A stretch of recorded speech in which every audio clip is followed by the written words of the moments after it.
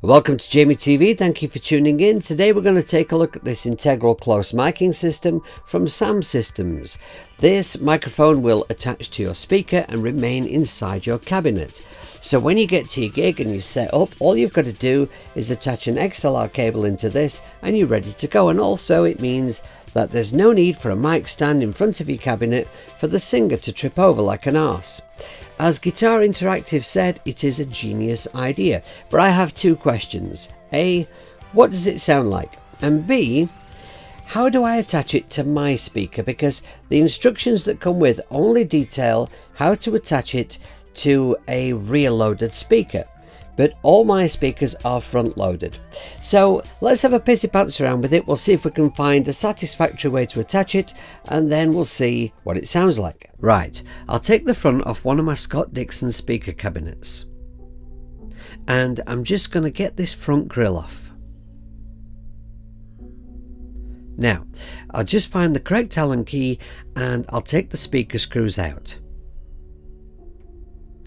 Okay, I'll get the mic out of the box. If I flip it over, you can see the microphone here in the center. It looks like the top of a pepper pot. That'll be at the back facing the speaker and the logo facing forward. Now I need to line up the holes in the mic surround with the speaker holes.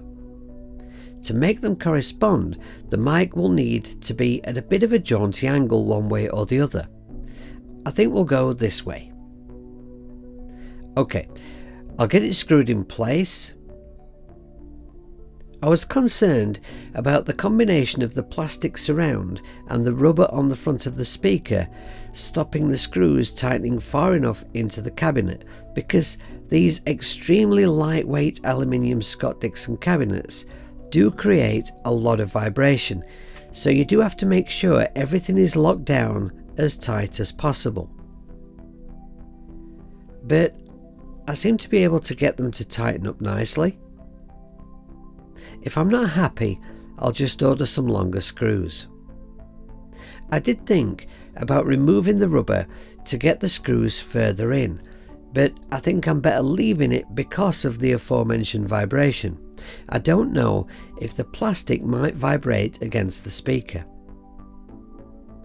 I'm going to make sure this wire is out of the way of the front metal grill, and I'm going to need it to come through to the front where there's a gap in the metal so it doesn't get damaged.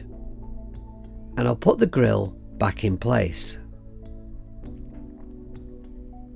I had thought about attaching this little box to the front grill and just securing it with cable ties, but I can't now see a way to do that without it causing vibration. So I think I'll just leave this free, and when I'm working it can sit on the ground by the cab and the cable will run from there and behind my rig. If you have an open back cabinet with a rear-loaded speaker, you could just screw this little unit down inside it with the screws provided, and it would be out of sight. For a rear-loaded closed back cabinet, I suggest you unscrew this little box and take the XLR connector out of the housing, drill a hole in the back of the cab and push the XLR connector through it, and then put this alternate housing, which comes with the microphone, around the XLR connector and then screw it into the hole.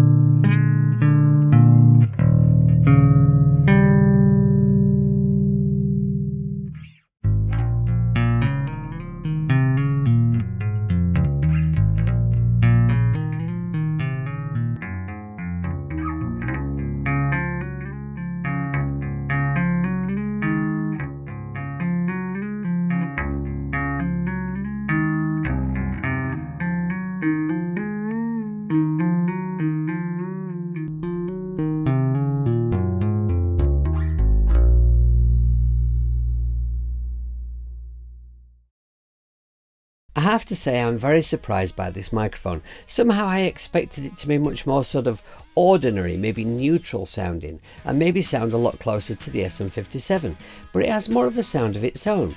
It doesn't have a huge amount of low. If you're looking for a microphone that's going to bring out boomy low ends, then this is not the microphone for you. It has some very pronounced mids, and it really brings out the dynamics of you playing. And somehow, even though it's a very close mic, it had much more of a room sound to it than the SM57, which I mic close, but obviously it's not as close. So I was really surprised and impressed by it.